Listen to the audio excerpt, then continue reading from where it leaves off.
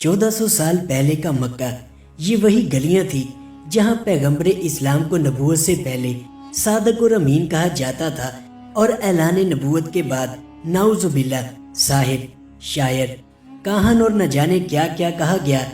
हजरत उमर रजी अल्लाह अन्हु का शुमार भी मक्का के चंद पढ़े लिखों में होता था, लेकिन वो भी इस अरब माशरे का हिस्सा थे जिसमें रसूल खुदा की मुखालफत थी और इस्लाम कबूल करने से पहले जब भी रसूल अल्लाह को कत्ल करने की बात होती तो उमर रजी अल्लाह अन्हु सबसे पहले खड़े होते।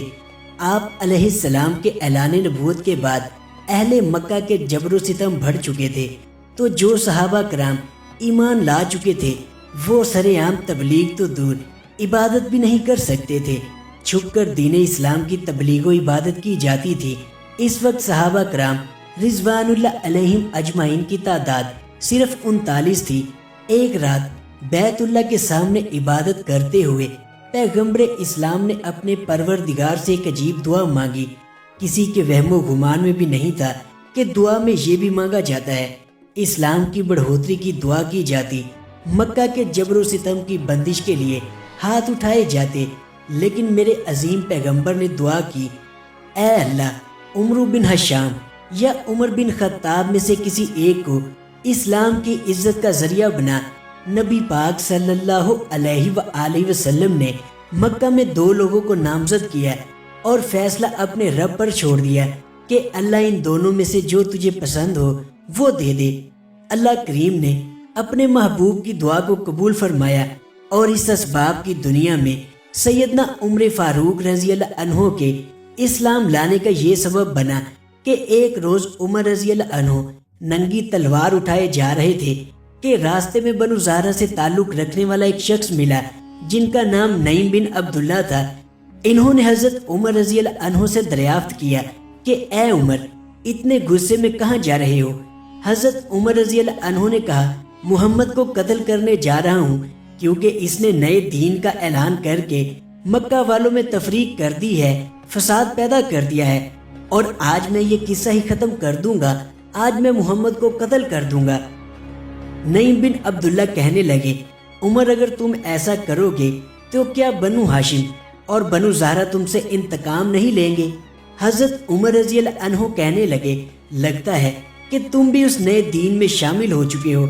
इन्होंने आगे से जवाब दिया कि तुम पहले अपने घर की खबर लो, तुम्हारी बहन और बहनोई ने भी इस्लाम कबूल कर लिया है। जलाल में निकले उमर सीधा बहन के घर पहुंच जाते हैं।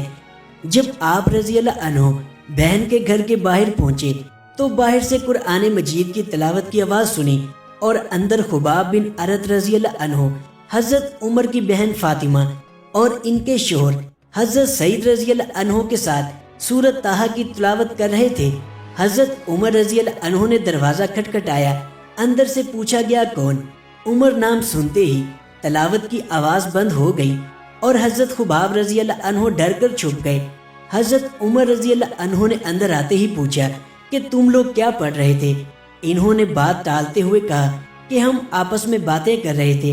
हजरत उमर रजी अल्लाह अन्हो कहने लगे, मैंने सुना है कि तुम लोगों ने भी इस्लाम कबूल कर लिया है और इस नए दीन में शामिल हो चुके हो। हजरत उमर रजी अल्लाह अन्हो के बहनोई कहने लगे, ए उमर, ये दीन तेरे दीन से बेहतर है। तू जिस दीन पर है वो गुमराह रास्ता है। बस ये सुनना था कि हजरत उमर रजी अल्लाह अन्हो ने गुस्से में बहनोई को जमीन पर दे मारा और जब बहन छुड़ाने आई तो इतनी जोर से उनके मुंह पर तमाचा मारा कि उनके चेहरे से खून निकल आया। बहन के चेहरे से खून देखा तो गुस्सा ठंडा हुआ और बहनोई को छोड़ दिया और अलग होकर बैठ गए और कहने लगे, अच्छा दिखाओ तुम लोग क्या पढ़ रहे थे? बहन कहने लगी कि ए उमर, तुम अभी इस कलाम के आदाब से वाकिफ नहीं हो। इस कलाम में मुकद्दस के आदाब हैं कि तुम पहले गुस्ल करो, वुजू करो, फिर मैं इस पाक किताब को तुम्हें दिखाऊंगी। अमीरुल मोमिनीन सैयदना उमर फारूक रजी अल्लाह अन्हो ने गुस्ल फरमाया और फिर वो सफ़ा दिया गया जिस पर सूरत ताहा थी। हजरत उमर रजी अल्लाह अन्हो ने वो सफ़ा लिया और पढ़ना शुरू किया। बस जैसे ही पढ़ना शुरू किया उनके गुस्से वाले चेहरे के आसार बदलने लगे और चेहरे पर इत्मीनान आ गया और दिल पर अजीब असर हुआ और फिर वो पुकार उठे کہ یہ کلام کسی انسان کا نہیں ہو سکتا۔ خباب رضی اللہ عنہ اسی وقت باہر آ گئے اور کہا کہ اے عمر، مجھے یقین ہے کہ اللہ تمہیں بھی ہدایت دیں گے۔ میں نے کل رات نبی پاک صلی اللہ علیہ وآلہ وسلم کو یہ دعا کرتے سنا کہ اے اللہ، ابو جہل یا عمر بن خطاب دونوں میں سے کسی ایک کو اسلام کی عزت کا ذریعہ بنا۔ حضرت عمر رضی اللہ عنہ بے ساختہ پکار اٹھے کہ مجھے محمد کے پاس لے چلو۔ آپ صلی اللہ علیہ وآلہ وسلم صفا پہاڑی پر واقع حضرت ارقم رضی اللہ عنہ کے مقام میں قیام پذیر تھے۔ حضرت عمر رضی اللہ عنہ چل پڑے۔ صحابہ کرام رضی اللہ عنہم نے جب دور سے دیکھا کہ عمر آ رہے ہیں اور ہاتھ میں ننگی تلوار ہے تو گھبرائے ہوئے آپ صلی اللہ علیہ وآلہ وسلم کے پاس آئے اور بتایا کہ یا رسول اللہ، عمر آ رہا ہے اور ہاتھ میں ننگی تلوار ہے۔ وہیں حضرت حمزہ بن عبد المطلب بھی تھے۔ وہ کہنے لگے آنے دو، اگر ارادہ نیک ہے تو خیر ہے، اور اگر ارادہ صحیح نہیں تو میں اسی کی تلوار سے آج اس کا کام تمام کر دوں گا۔ جب حضرت عمر رضی اللہ عنہ پہنچے تو آپ صلی اللہ علیہ وآلہ وسلم پر وحی جاری تھی۔ چند لمحوں بعد آپ صلی اللہ علیہ وآلہ وسلم نے حضرت عمر رضی اللہ عنہ سے فرمایا کہ اے عمر، تم کس چیز کا انتظار کر رہے ہو؟ کیا ابھی بھی وقت نہیں آیا کہ تم اسلام قبول کرو؟ بس یہ سننا تھا کہ حضرت عمر رضی اللہ عنہ نے فوراً کلمہ شہادت پڑھا اور دائرہ اسلام میں داخل ہو گئے۔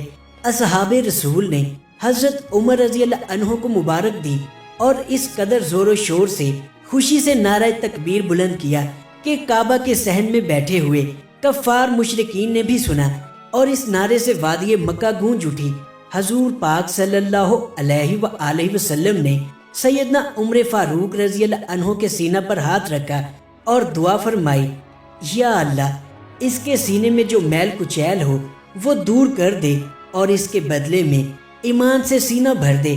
حضرت عمر رضی اللہ عنہ کے اسلام قبول کرنے کے بعد اسلام کو وہ عروج ملا جو کائنات نے دیکھا۔ آپ رضی اللہ عنہ کے اسلام لانے کے بعد کھل کر عبادت اور دین اسلام کی تبلیغ شروع ہوئی، اور عمر رضی اللہ عنہ کے وہ تاریخی الفاظ آج بھی ہر مسلمان کو ہمت اور دلیری دیتے ہیں کہ اگر کوئی چاہتا ہے کہ اس کی بیوی بیوہ ہو جائے اور بچے یتیم ہو جائے تو آئے عمر سے ٹکرائے، آج سے کھل کر عبادت ہوگی۔ قریش کے سرداروں کو جب حضرت عمر رضی اللہ عنہ کے اسلام کا علم ہوا تو وہ دبک گئے۔ حضرت عمر رضی اللہ عنہ کے یہ الفاظ اسلامی تاریخ کے سب سے بہادر اقوال میں شمار ہوتے ہیں۔ اللہ تعالیٰ کی بے شمار رحمتیں ہوں امیر المومنین خلیفہ دوم حضرت عمر فاروق رضی اللہ عنہ پر، آمین یا رب العالمین۔